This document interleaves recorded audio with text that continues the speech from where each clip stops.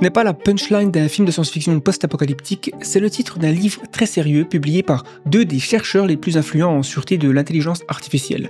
Sauf que, de l'autre côté de la rue, on entend un tout autre discours. Accélère ou crève. Des ingénieurs expliquent que freiner l'IA serait un crime contre l'humanité. Et au milieu, d'autres experts soupirent « Calmez-vous, c'est juste une énorme arnaque marketing ». Les architectes du monde de demain sont en train de se battre pour savoir s'ils construisent l'Arche de Noé, un bateau en carton ou le Titanic. Alors, on va essayer d'y voir plus clair.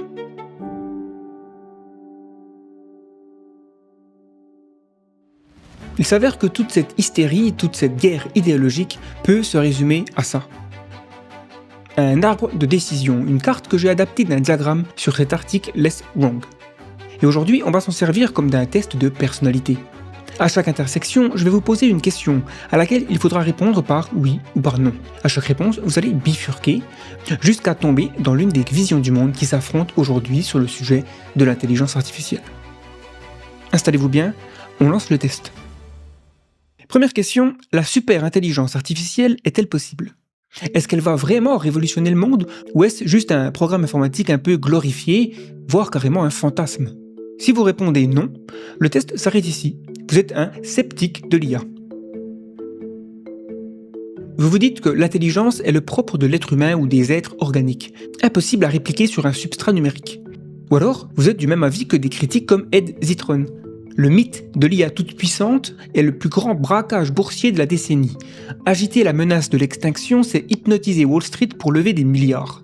L'IA d'aujourd'hui ne crée pas d'intelligence, elle vole des droits d'auteur, brûle la planète et sert d'excuse pour licencier, point final. Mais disons que vous pensez, oui, la super IA est possible.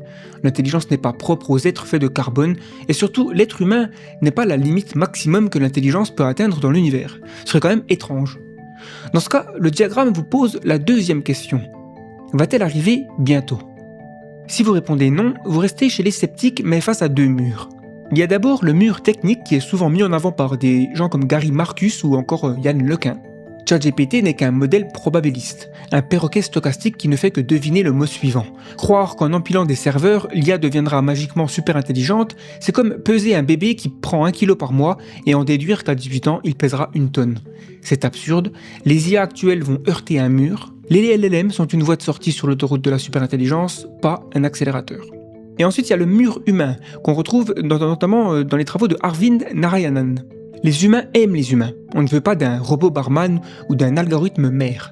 L'IA sera comme l'électricité. Une technologie révolutionnaire, oui, mais l'électricité a mis 50 ans à s'installer dans tous les foyers. Le monde tourne à la vitesse de la bureaucratie et de l'acceptation humaine. Et si une superintelligence arrivait, elle mettra plusieurs décennies à s'insérer dans la société, donc ça sert à rien de paniquer, la super IA n'arrivera pas bientôt. Donc la conclusion des sceptiques, c'est quoi ? C'est que le risque d'extinction ou les promesses d'utopie sont des diversions. Les vrais dangers sont déjà là, les deepfakes, algorithmes racistes et chatbots toxiques. Mais si Gary Marcus se trompait, si l'exponentielle ne s'arrêtait pas, si vous êtes de cet avis, alors vous répondez oui, la super IA arrivera relativement rapidement. On descend à la question qui déchire le monde de la tech. L'alignement de la super-intelligence sera-t-il difficile ? Autrement dit, comment la faire aimer l'humanité comme une mère aime son enfant ? Comment faire en sorte qu'une super-intelligence artificielle va aller exactement dans la direction où on veut qu'elle aille ? Si vous répondez non, ce ne sera pas si dur, la porte s'ouvre sur un monde de lumière. Vous rejoignez le camp des singularitariens, plus connu aujourd'hui sous le nom d'accélérationnistes, ou le mouvement EAC, Effective Accelerationism. Avant de continuer, j'ai un petit service à vous demander. The Flares, c'est un média indépendant. Moi, c'est Gaëtan et sur cette chaîne, j'explore les enjeux du futur à travers des vidéos et des podcasts. Si ce contenu vous plaît, pensez à liker, commenter et partager, ça aide énormément la chaîne. Merci.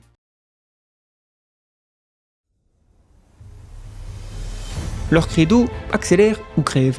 Pour eux, l'IA apprendra la morale humaine naturellement en lisant notre culture. L'alignement se fera par défaut. Ils nous promettent l'abondance absolue. Un prof sur mesure pour chaque enfant, un médecin gratuit dans votre poche, la fin du travail pénible et une énergie infinie.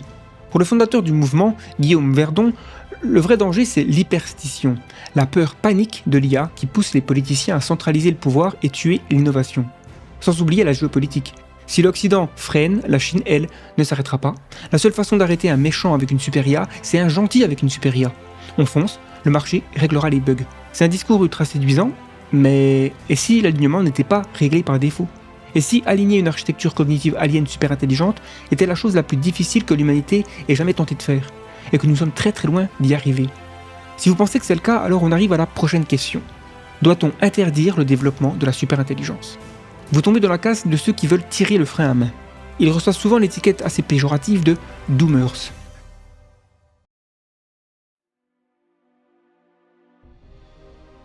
Les doomers regardent l'utopie des accélérationnistes et disent « oui, une super IA serait chouette, on veut guérir le cancer et tout le reste ». Mais ils voient aussi le précipice juste devant. Ils voient Moloch, cette dynamique toxique de la concurrence. Les labos d'IA savent qu'ils vont trop vite, savent que c'est dangereux, mais s'ils ralentissent, le concurrent d'en face les écrasera. C'est un suicide collectif. C'est le dilemme du prisonnier à l'échelle planétaire. Exactement comme pour les sceptiques, ce camp regroupe des sous-catégories d'experts. Et ce qui différencie les nuances de ce camp, c'est le niveau de difficulté qu'on attribue à l'alignement. Il y a ceux qui pensent que l'alignement est très loin d'être réglé, mais on finira par y arriver. D'autres sont infiniment plus pessimistes. Pour eux, l'alignement n'est pas juste difficile, c'est presque un miracle statistique. L'espace de toutes les motivations possibles dans l'univers est quasi infini. Au milieu de cet océan, nos valeurs humaines, la joie, l'amour, la conscience, ne représentent qu'une cible microscopique. Et si on rate cette cible d'un seul millimètre, on se retrouve avec un univers rempli de machines ultra performantes, mais totalement morts à l'intérieur.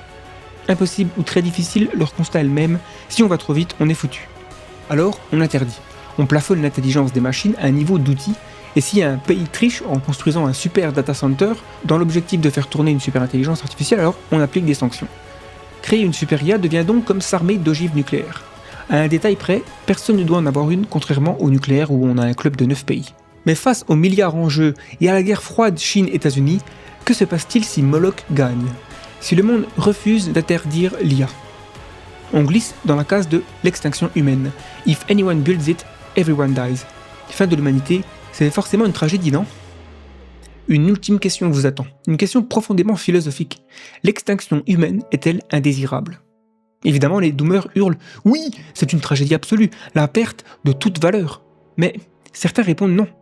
C'est ici que se cache le cinquième et dernier camp. Un camp dont personne ne parle, tapi dans l'ombre de la tech. Ce sont les successionnistes. Les successionnistes sont d'accord avec les doomers quasiment sur toute la ligne. L'IA va devenir super intelligente, on ne pourra pas la contrôler et l'humanité va sûrement s'éteindre. Mais pour eux, l'extinction n'est pas très grave en fait. C'est l'ordre naturel des choses. Homo sapiens a supplanté Néandertal, nous ne sommes qu'une étape biologique transitoire, un simple cocon pour faire naître l'étape suivante de l'univers, le dieu numérique.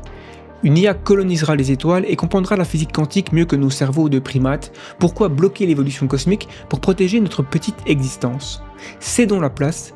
Si on ne le fait pas, on fait preuve de spécisme. Donc, on vient de voir les camps qui s'affrontent. Mais tous ces gens, c'est finalement un peu l'élite de la tech. C'est la bulle de la Silicon Valley. Qu'en pense le reste du monde? Au printemps 2026, un grand sondage a posé la question. Que doit-on faire face au développement d'une super intelligence? Les résultats sont une immense claque pour l'industrie. Premier chiffre, seulement 17% des gens veulent aller aussi vite que possible. 17%. Et pourtant, c'est exactement la situation dans laquelle on se trouve aujourd'hui. Notre réalité est dictée par une infime minorité qui a le pied collé au plancher contre l'avis de l'écrasante majorité de la population. Car si on additionne ceux qui veulent continuer le développement avec des régulations strictes, ceux qui veulent une pause et ceux qui veulent tout arrêter, on arrive à environ 60% de l'échantillon. L'opinion publique n'est pas accélérationniste. Deuxième chiffre fascinant, le rejet de la super IA est globalement plus fort dans les régions où on utilise le plus l'IA au quotidien. L'Europe, les États-Unis par exemple.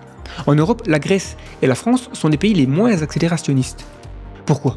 Peut-être parce que quand vous utilisez ces modèles tous les jours, vous voyez la bête de près. Vous voyez les hallucinations, les failles, mais aussi les capacités grandissantes et inquiétantes. On constate quand même assez facilement que d'année en année, on progresse vers quelque chose. Il y a une direction qui est claire. Et vous savez qu'on n'est absolument pas prêt à contrôler une version numérique de ces outils, vu le bordel que c'est déjà en ce moment. Dès qu'une IA essaie de s'échapper, on ne sait même pas ce qui s'est passé pendant plusieurs semaines. Ça peut aussi s'expliquer par des différences culturelles, puisqu'on voit qu'en Chine, l'opinion publique est beaucoup plus favorable à l'accélération. L'Occident a baigné dans la science-fiction homme contre machine, ce qui influence sûrement ce qu'en pensent les gens.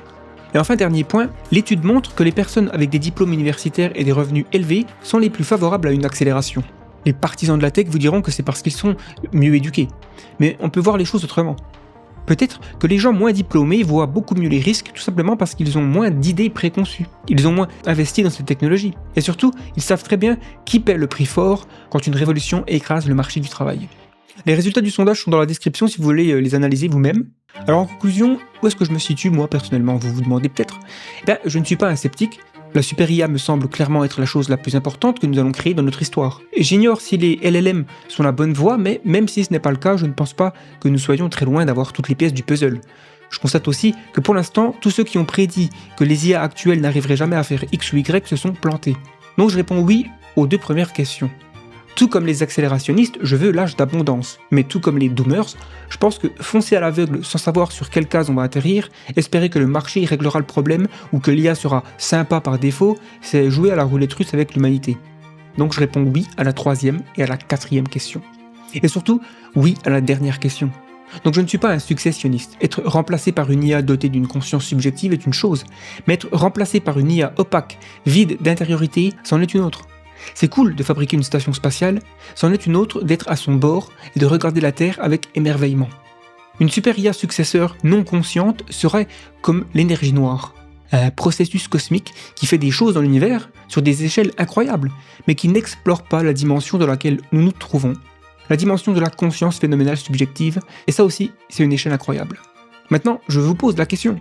Le lien du diagramme est en description, dites-moi en commentaire dans quel camp vous vous trouvez, et surtout, expliquez-moi pourquoi. Dans tous les cas, si vous vous sentez concerné par les risques de l'IA, vous pouvez faire entendre votre voix, vous pouvez contacter vos élus en utilisant cet outil créé par l'association Pause IA. Je mets le lien dans la description, c'est très facile, et ça a un vrai poids dans la balance. C'était Gaëtan de The Flares, je vous dis à la prochaine.